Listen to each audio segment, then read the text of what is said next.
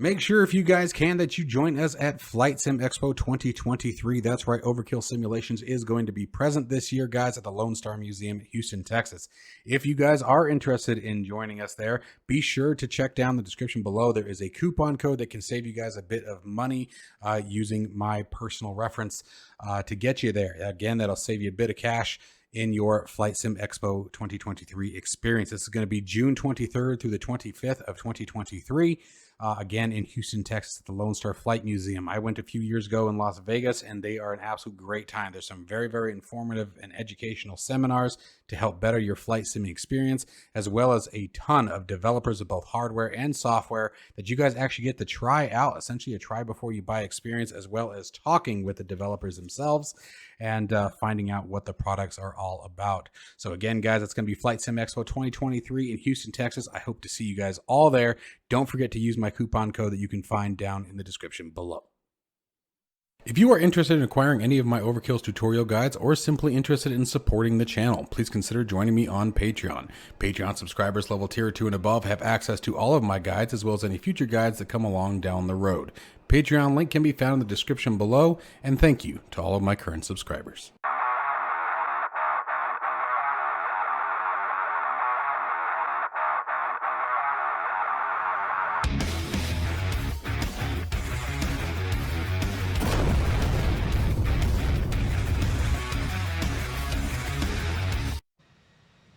Hello everybody, and welcome back to another episode of Microsoft Flight Simulator. And this one's going to be a little bit of a different video because we need to talk about my last video, Xenviro 2020.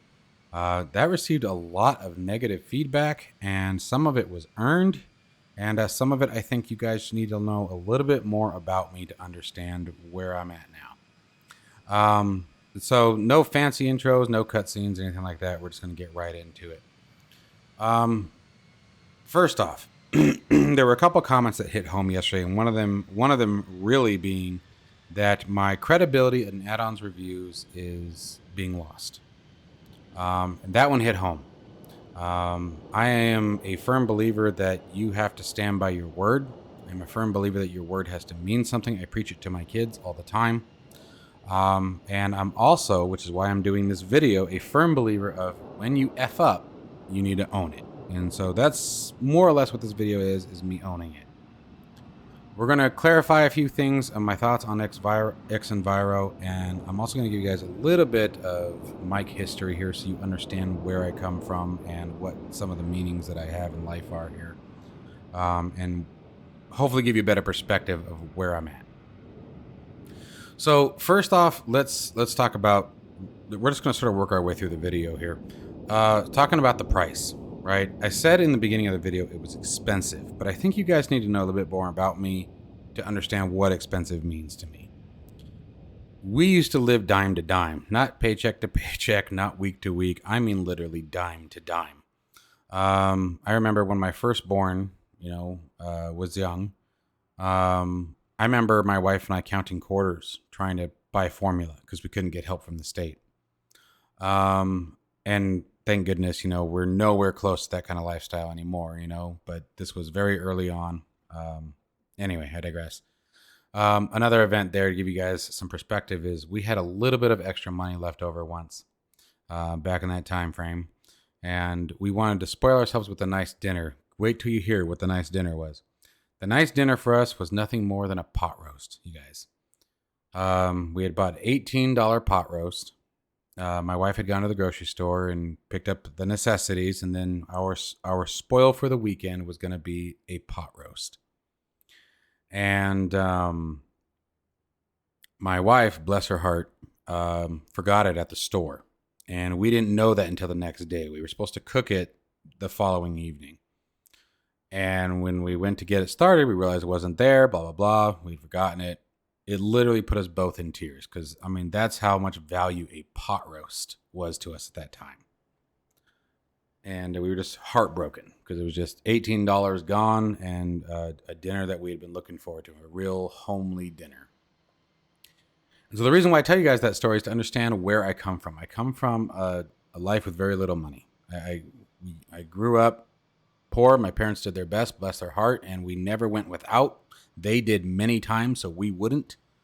But you know, we struggled. I never had the fancy Xboxes and PlayStations. You know, I remember working, you know, an entire summer doing yard work for everybody that I could find to try to save up enough money to buy my own PlayStation, which I did, by the way. So with that being said, when I say something's expensive, I am indicating that it is expensive, meaning that the money pinch for the product, I believe, is high. Now, where my mistake was is there's no way for you guys to know what my interpretation of expensive was. So the words I should have said was just like many of you said in the comments, is that $42 for Xenviro, yes, is absolutely too much money. It is that price is high. It is too high for what you get. Moving a bit further into Xenviro, I still stand by my opinion of it. But I need to correct some miscommunication. The miscommunication, this is completely my fault. Misunderstanding from my side was it is not a weather injector. You guys are absolutely correct. I misunderstood what it did, and I did read the description. I just didn't process what it was doing to me. I didn't make the mental connection that it's taking the live weather MEDAR information and then using the Asobo Microsoft Flight Simulator resources to generate the scene and the environment. So one of the things that I had said was I like the clouds of Xenviro better than Microsoft Flight Simulator. They are the same textures. You guys are absolutely correct. The clouds that you see are Asobo's clouds. I guess the better way to say it was I like the way that Xenviro handles that information and generates the scene better than the default weather system. With that being said, let's do a quick demonstration here. We are up in basically Seattle. We're at Rayton, I believe. So if we turn live weather on, this is still beautiful. I have said it many times that, you know, one of the things that always keeps me in Microsoft Flight Simulator is just how gorgeous it is. So I didn't mean to insinuate that the Asobo weather system was garbage. That's not at all what I meant, and we're going to get to how that happened in just a minute. Simply saying I like this scene better for my eyes. Not necessarily saying it's more realistic or anything like that. I enjoy it better. And that's what I was trying to express, was I enjoyed the way it looked better. It looked more like the stormy weather in the previous video. I liked that better. But anyway, by the way, the other video isn't down. It's just unlisted for the time being. I haven't decided if I'm going to pull it or not. But anyway, I digress.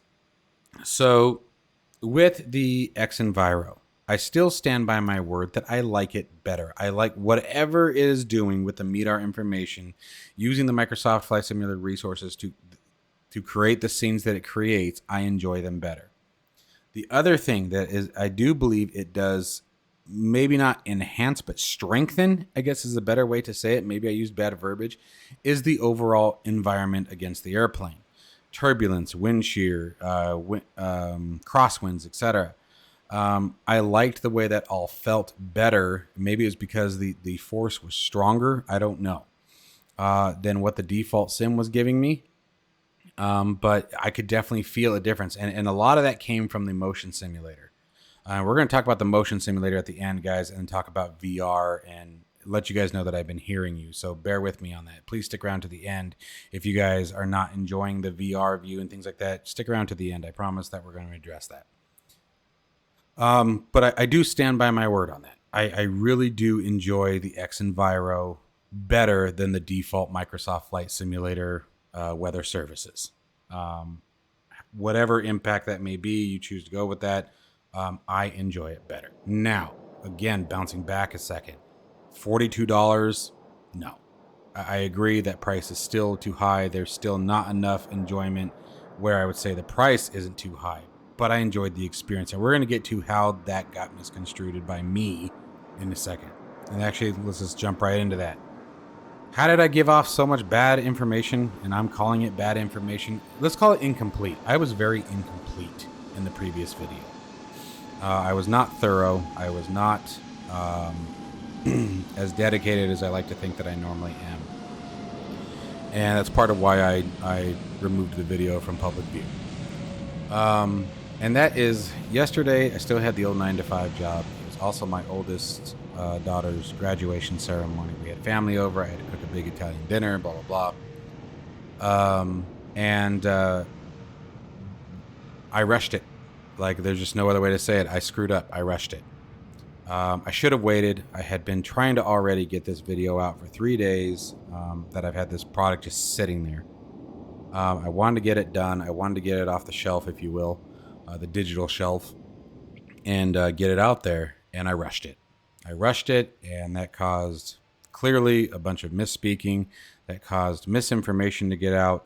That caused incomplete information, incomplete thoughts. I should have been much more thorough with my thought and what I was going with it, and I was rushed. I had about an hour-long window, and I was trying to crank that video out, and that was my mistake. And I want you guys to know that I'm aware of that, and I won't let that happen again. If the time isn't there, then the time isn't there, and it'll just have to wait till the next day. Now, speaking to another comment, or going back to the original comment of my add-on review credibility is wavering, right? I used to do a lot of add-on reviews. If you guys notice, I don't do near as many as I used to. It used to be 5 or 6 of them a week that I was doing. And the reason why a lot of that slowed down is over the last few months, I've taken a different approach. And that is that if I don't like something, I'm just not going to show it. And then if I'm directly asked, hey, are you going to review X product? And I don't like it, I tell that person, no, I'm not going to showcase on the channel, but I really disapproved of it, blah, blah, blah. Where that came from is there was a time where I was, again, doing so many add-ons and reviews that, even when I thought I was being, providing effective criticism and effective negativity, I was getting some developers emailing me and just like almost heartbroken, I get that you didn't like it, but I felt that you were harsh and blah, blah, blah. And I'd go back and watch the video and feel like, I really don't think I was being that harsh. And I get that some people are just sensitive, but then there's the other aspect. It happened enough times where I was like, damn, like, am I really being that critical? Because I'm not out to put anybody down. I'm not a mean guy. I have a history, and it comes down to one of the things. The short and sweet with me is I'm mean when I have to be. I'll stand my ground. I'll stand toe to toe with just about anybody when I have to, but I don't want it. I don't want to be that guy. I don't want to be known as that jackass on YouTube who just puts everybody down. And so that's where I started taking the approach that I was only going to start showing, for the most part. And there are still certain developers that I have very recently put into the floor. There's, a certain developer that rhymes with Fapt and Sam, that, I will never have a good thing to say unless like there is a major shift in the way that they develop their products and price them. Then, I won't have anything nice to say about them for a long time. But there's been multiple others that I have put into the floor and when I say put in the floor, just simply saying that, that their product, is just not there, But lately, the products that I've been reviewing, I genuinely enjoy. And that comment comes from someone said, it seems like all of your add-on reviews lately that you just enjoy them all. And I do. And that's why. The reason why is because I am not showcasing the ones that I don't. And it's just whether I don't know whether it's right or wrong, right? Because there's two sides of that fence. I hurt one, being the developer, and you guys get the information, or I hurt you guys and the developer gets hurt. I don't know. I don't know what's right and wrong in this particular arena. So my stance is, and it's not that I don't ever have anything negative to say on almost every review that I do. I still make sure to point out some negative comments about it. And Xenviro, there were actually still quite a few that I should have pointed out. I tried to point out in the beginning, as I was taxiing down the taxiway, that I do believe there was an FPS loss to it. And I still stand firm on that. I do think it hits the FPS a bit harder. And that's probably due to CPU usage. But I also talked, again, didn't clarify, absolutely needed way more verbiage than what I used, but that it was expensive. you know, I still tried to try to make sure that you know, every new plane, every new feature that I showcase, that I point out the things that I dislike about it, you know. But I'm trying to bring the things to the channel that I would only use. It's like there was the Cam Air 280. In its first release that I had access to, there were graphical issues, texturing issues, some weird flight behavior with landing and takeoff. I made it very clear to point those out. And the developer came back and, you know, updated the aircraft. I think it's been updated 3 times since then, and made it a point to talk to me personally and say, hey, just so you know, I've addressed these couple of issues you mentioned. So I guess I felt that comment was a little unfair. But I mean, it is what it is. But I want you guys to know where I'm coming from with all of this. You know, where my background is, where I generate my opinions from. And as far as my opinions, it's all about what I'm looking for. And I will do my best to be better about stating what I'm looking for and what my expectations of that add-on or aircraft or mod, whatever it may be. Maybe I'll start trying to do that. And at the beginning of the video, say, here's what I'm expecting to see from this particular product. Here's what I'm hoping this product does. That way, if I set the bar and I set my expectations, you guys will understand what I was looking for at the time that I was doing said review. Because what I was looking for with Xenviro was a more realistic feel to the aircraft, a more realistic feel of the environment, and a more, like I said, these clouds I showed you guys here in the example here, they just look better to me. And again, it's not that the cloud texture has changed, but the usage and the way that they have been mapped in this particular scene, I enjoy better. Enjoy better, enjoy more, enjoy more. And speaking of which, let's do something real quick, because I can't remember if I changed this or not.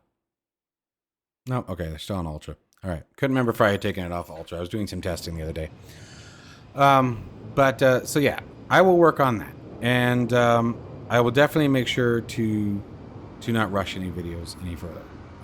If I don't have time, I don't have time, and that's the game. But in the last thing I wanted to address was the usage of VR. With the motion simulator pit, one of the things that I will be saying that's negative about it as we do our 30-day review of the DOF reality is it doesn't have a whole lot of option for mounting many of the things that I need. I haven't found an effective way to use the keyboard tray. The arm that they send me isn't strong enough. So the track IR with motion is weird. I haven't figured out how to address that particular issue. Now a lot of that is going to be changing. I can't tell you guys why yet, but there is a new cockpit coming to, well, I guess I can tell you that part. There's a new cockpit coming to Overkill Simulations. So we're going to be temporarily removing the H3 and going back to a static camera. So you guys, the VR thing will be going away for a while, and I won't bring it back until I have a couple of things ironed out. And one of those things, for example, is the microphone. The microphone and audio from the VR is horrible. I'm aware of it. I hate it. And then the other thing is the motion compensation for the VR. All the shaking, stuttering that sometimes is shown in the videos. I'm working on different methods that exist out there to resolve that. So that is going to be addressed over the next week. There may be a few more videos that come out where we're still in VR, but by, I would say, this time next week, VR will be put away for a little while. Anyways, I think that's pretty much everything I wanted to say to you guys today. But I did want to say that I'm sorry. I am sorry if some of you felt that my credibility was questioned, and I will do better. This channel and this community means a lot to me. It's not something I take for granted, and I do appreciate the feedback, and I wanted you guys to know I did hear you, I did see your comments, and I took action based on that. So anyway, I hope that restores some of your faith in me. As always, you guys, stay tuned for the next video. Stay safe and healthy. I'll see you in the next one, folks.